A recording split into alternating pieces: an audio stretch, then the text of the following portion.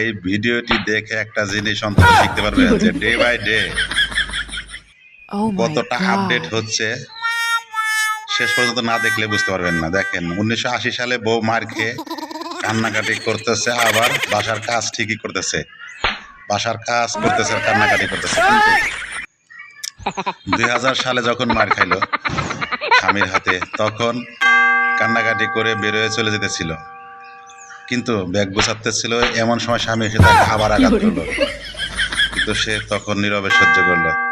এক পর্যায়ে দেখেন 2015 সালের ঘটনা, স্বামী যখন তাকে একটা দিল, সে তাকেও একটা মেরে দিল।